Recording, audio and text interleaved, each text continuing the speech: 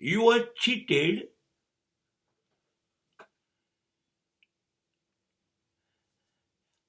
it is not your mistake. Don't worry. Still, you are most trustworthy people.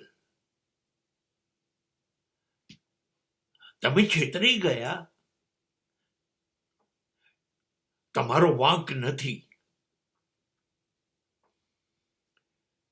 સતત છેતર્યા જ કરવા એ આ સમાજ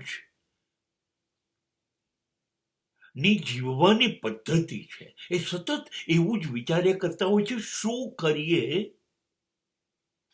તો સામેવાળાને છેતરીને મને સૌથી વધુ લાભ થઈ જાય. How I will be benefited, મને લાભ કેવી રીતે થશે? એના માટે સામેવાળાનું જે થવું હોય થાય, એ કરવા હું તૈયાર છું ને કરતો રહીશ. એટલે સમાજ તો આ કર્યા જ કરશે. હવે તકલીફ ત્યાં થાય છે કે તમે વિચારમાં પડી જાવ છો, યાર હું કોઈને છેતરતો નથી, અને સમાજમાં કોઈ એવું છે નહીં જે મને છેતરતું ના હોય. હા, થોડાક ઢીલા પડી જવાય છે આવું થાય ત્યારે, કે કેમ હું કશું ખોટું નથી કરતો તો પણ લોકો વારંવાર મારી જોડે જ ખોટું કરે છે. હા, હું તમારો ખભો થાબડીશ. ઈશ્વર તમારી સાથે છે. જેણે તમને છેતર્યા એનું શું થશે મારો એ વિચારવાનો પ્રશ્ન જ નથી.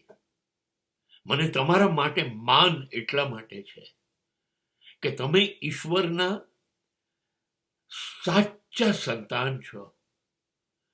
કેમ કે ઈશ્વરે પણ માનવ જાત ઉપર ભરોસો મૂકીને આપણને વારંવાર જન્મ આપ્યા છે કે જા અને ઈશ્વર બનીને પાછો આવો. દર વખતે આપણે બન્યા વગર જતા રહીએ છીએ, ઈશ્વરને છેતરીએ છીએ કે નહીં?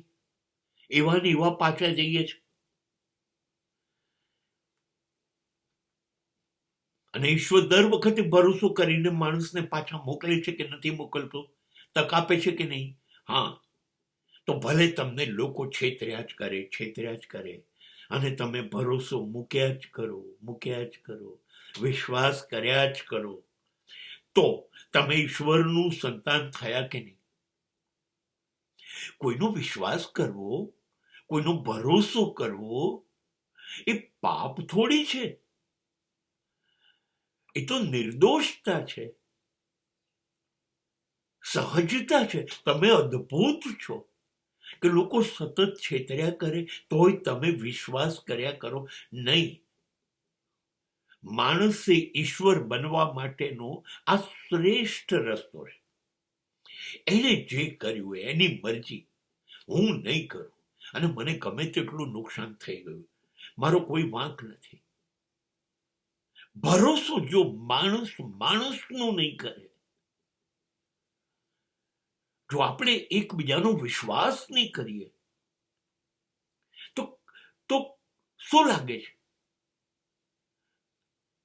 સમાજ રહેશે કે જંગલ? માણસ રહેશે કે જાનવર?